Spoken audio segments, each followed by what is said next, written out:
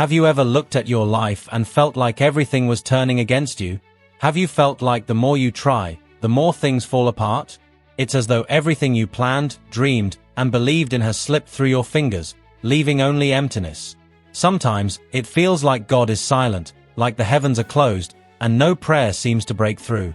And in those moments, we start to think, maybe my story has come to an end. Perhaps there is no new chapter left for me. But let me tell you a truth that changes everything. If you're still breathing, it's because God is still writing. What many people don't understand is that God's silence is not absence. Sometimes, it's the exact moment He is preparing you, shaping you, hiding you. Because great stories are not born in the spotlight, they are born behind the scenes. Take Joseph, for example. He didn't start in the palace. He was thrown into a pit, betrayed by his own flesh and blood, sold like a commodity, forgotten in prison. Anyone who looked from the outside would say, he's lost everything. He's done for. But behind that pain, there was a greater purpose being woven by invisible hands. Because Joseph's story wasn't about the pain, it was about what God would do with it. And the same is true for you. How many times have you been wronged? How many times have you given everything, yet been left aside? How many times have you helped everyone, and when you needed help, no one showed up? It hurts. It hurts when you see others moving forward, growing, achieving, while you are stuck. You wake up tired, go to sleep drained, and yet nothing seems to change. And that's when dangerous thoughts arise. Am I the problem? Has God forgotten me? But the truth is different. You're not stuck. You're being planted. Do you know what happens when a seed is placed in the ground? On the outside, it seems like it's disappeared. It's dark, silent, no sign of life. But inside, transformation has begun. The roots are growing. The structure is forming. And in the right time, it breaks through the earth and blooms. The same is happening with you. It may seem like nothing is changing, but God is preparing you on the inside, strengthening your roots, expanding your emotional, spiritual, and mental structure. Because what He is going to do in your life requires a firm foundation. And maybe you look around and say, but I have nothing, no strength to try again. I understand. There are days when getting out of bed feels like a battle. When the greatest challenge is continuing to pretend everything is fine, while inside you're screaming for help. But it is exactly on those days that you grow the most. Because faith isn't about seeing. It's about trusting. It's about taking one more step even with eyes full of tears, even without understanding, even without feeling anything. It's continuing to say, I know God is still with me, even when everything seems to scream the opposite. Think of how many incredible stories have emerged from pain. Think of Nelson Mandela. Imprisoned for almost 3 decades, unjustly, he had every reason to give up, to become bitter, to hate. But he chose to keep believing. He continued believing in a free country, in reconciliation, in purpose. And what seemed like the end of his story was actually the soil where one of the greatest leaders the world has ever seen was born. What if he had given up? And what if you give up? Look at your life. Look at everything you have already overcome. Moments when you thought you couldn't endure, but you did. Situations that seemed to crush you, but here you are. Wounded, maybe. Tired, yes. But standing. That's already proof enough that something greater is holding you up. That even in silence, God hasn't stopped working. So here's something that could change your journey. Every time discouragement tries to paralyze you, look up and say, Lord, I trust that what you are preparing is greater than what I've lost. Do this for 7 days. Just 7. And watch how your mind changes. As your faith begins to rise again. Because what truly changes our lives is not the absence of pain, but how we choose to respond to it. You can allow it to destroy you, or you can use it as fuel to soar higher. Be like Joseph. Be like the seed. Be like Mandela. Do not let the current chapter define your entire story. The author of your life does not abandon unfinished books. And if he is still writing, it's because the best is yet to come. Have you noticed how pain has the ability to make us feel small? How it invades our days and nights, turning even silence into something unbearably heavy. There are people who, on the outside, seem fine, but inside, they are screaming. And that scream is so quiet that no one hears it. No one sees it. Have you ever been through this? Waking up with no will to get out of bed, smiling for the sake of politeness, but inside, you are shattered. Having to pretend everything is fine because you feel that if you tell the truth, no one will understand. No one will know what to say. So you keep it in. You swallow your tears. You get used to the pain. And without realizing it, you start to believe that it is part of who you are. But it's not. Pain is not your identity. Pain is just a passage. And God turns passages into testimonies. In the Bible, Job is the living example of this. He had everything: family, health, wealth, influence. And suddenly, he loses it all. Everything. A man of integrity, a God-fearing man, going through a pain that makes no sense. And the cruelest part of it all is that he doesn't understand why. He cries. He questions himself. He cries out. And for a while, God seems silent. Has that ever happened to you? Praying, and hearing nothing? Crying out, and the heavens seeming far away? But look at what happens. Job does not give up. Even though he doesn't understand, he holds on. And in the end, God restores him. Not only does he give everything back, he gives him double. He gives him more children. He gives him more years of life. He gives him more than he had before. But what God builds within Job during his pain is far more valuable than what he gave him afterwards. Perhaps you are in the middle of this process right now. Perhaps you lost someone you loved. Perhaps you lost a job, a marriage, the will to live. Perhaps you've been betrayed, abandoned, forgotten. And deep down, you think no one feels what you feel. But they do. Many people do. The only difference is, no one has the courage to say it. Because we live in a world that pretends to be fine all the time.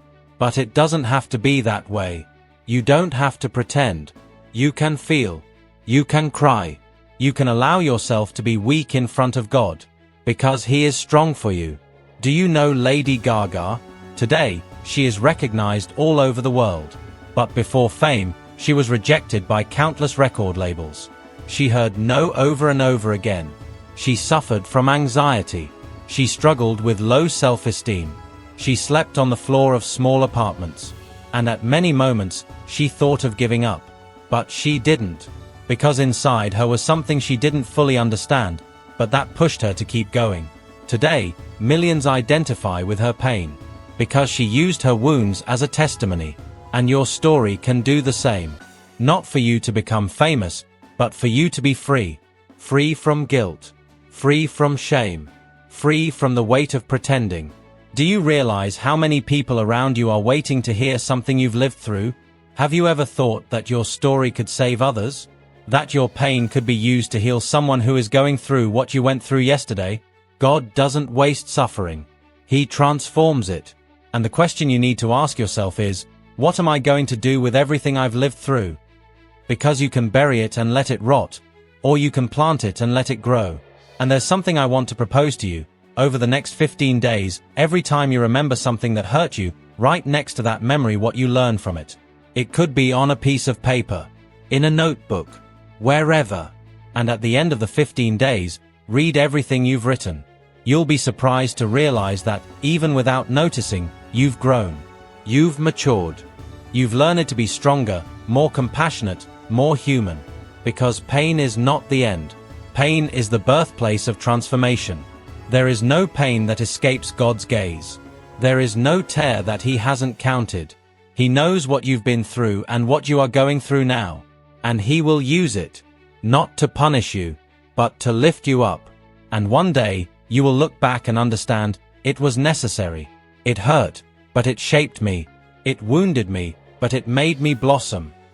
What crushes you today, tomorrow will be the reason you hold your head high and say, it was worth it not to give up. Not because it became easy, but because you were faithful. Because you believed. Because you trusted, even in the dark. And this is what turns pain into testimony. How many times have you felt like no one truly cares? How many times have you entered a room full of people, but inside you felt completely alone?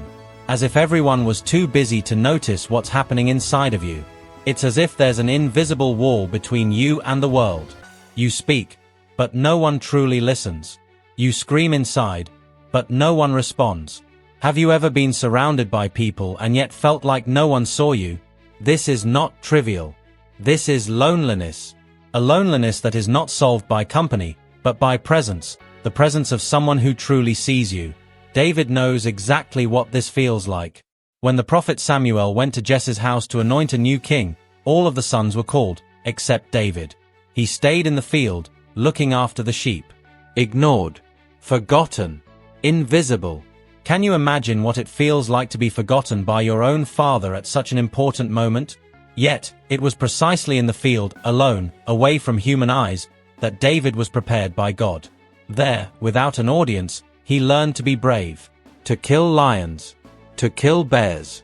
There, without spotlights, he became the man after God's own heart. Perhaps today you find yourself in that same place. A place where no one sees you, where no one values your effort, where you give everything you've got, but it seems like nothing comes back. Perhaps you take care of everyone around you, but no one asks if you're okay. Perhaps you're giving until your limit, but you feel completely invisible. But listen to this, God's eyes are upon you, even when no one else sees, even when you no longer recognize yourself. God sees. And not only does he see, but he is with you. Tyler Perry lived through this too. Before becoming one of the greatest producers and screenwriters in the world, he went through childhood abuse.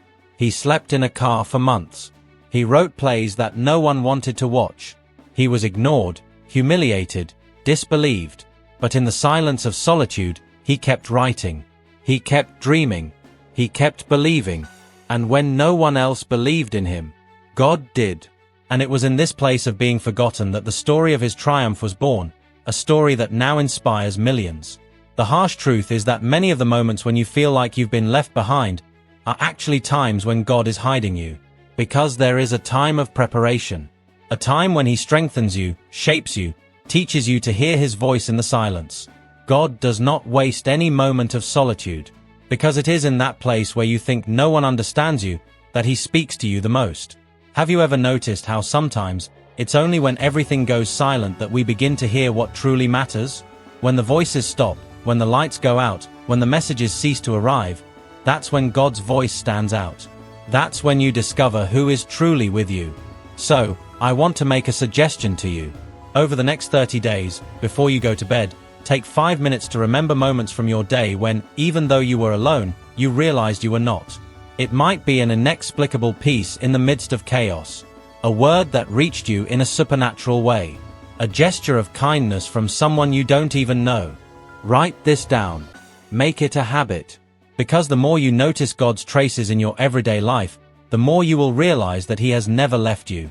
The Bible says, "Even if my father and my mother forsake me, the Lord will take me up."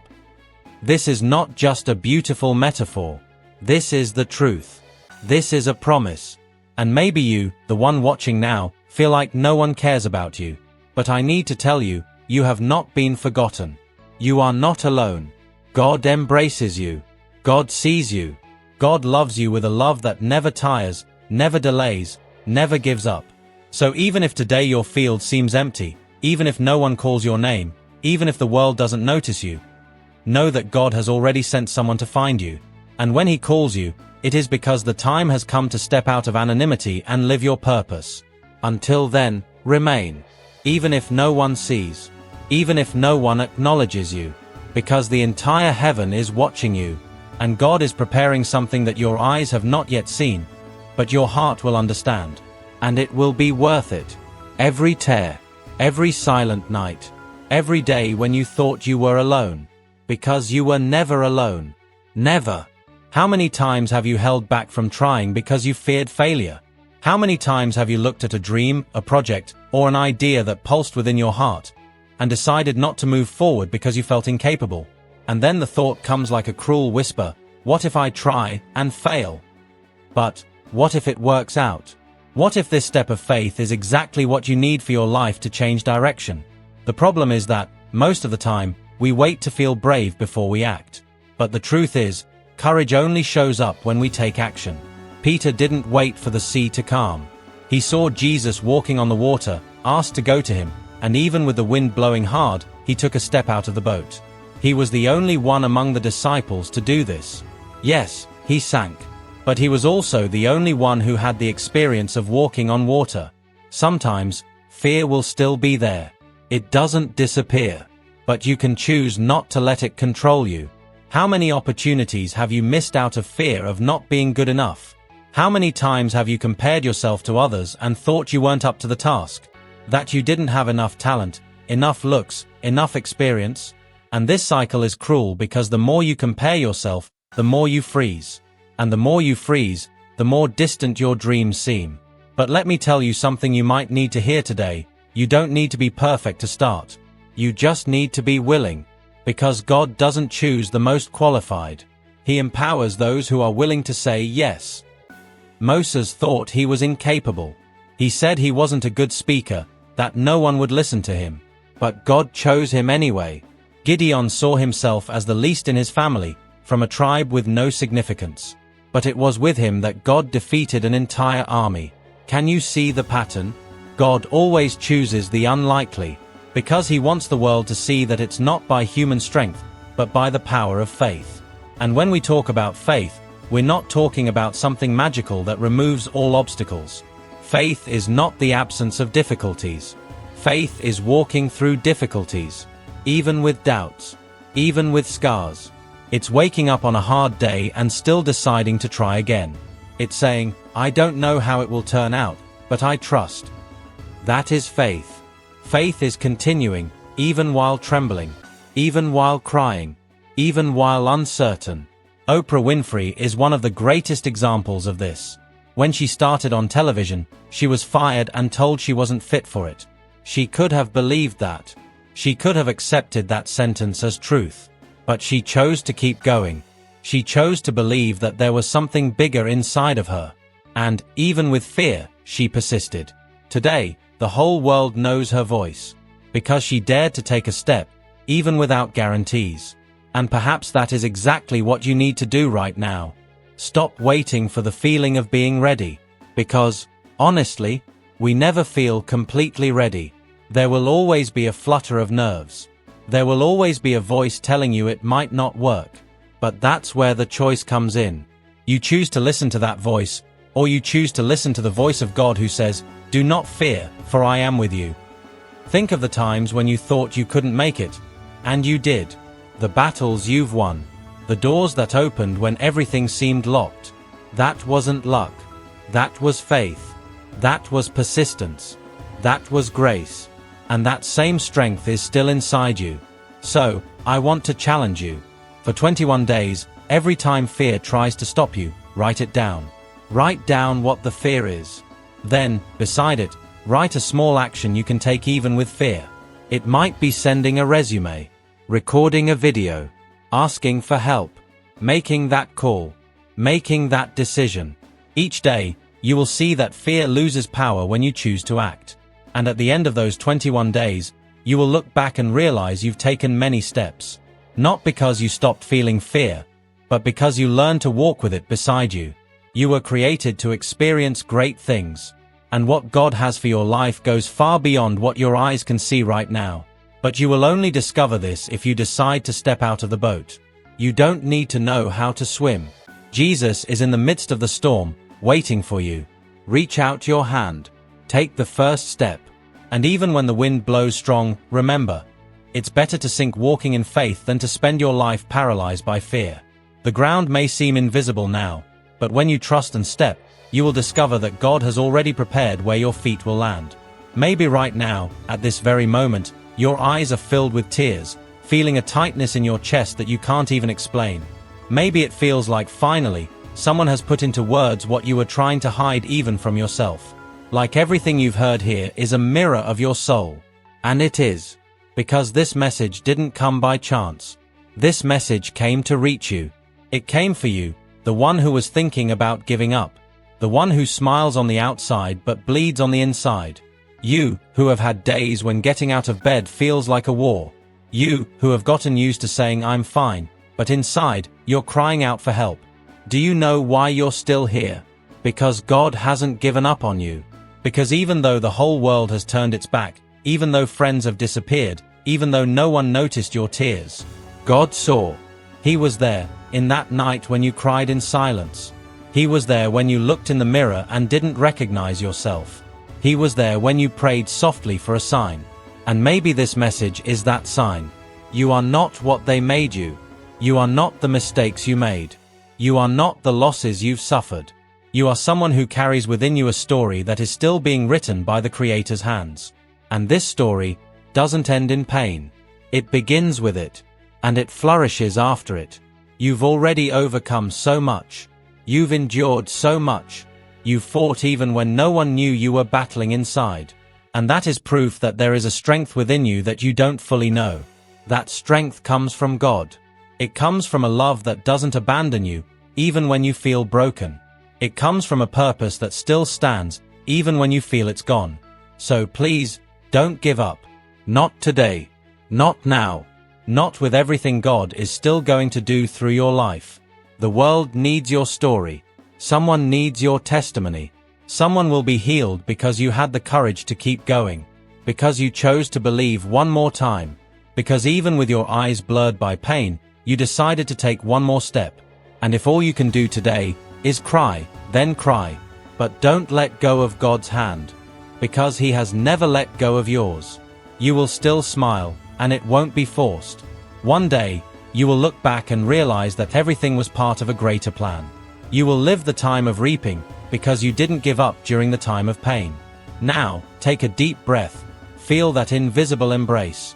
It's God. He loves you. He has chosen you. And He is whispering softly to your heart, "Son, daughter, I am here. I've always been. And I will never leave."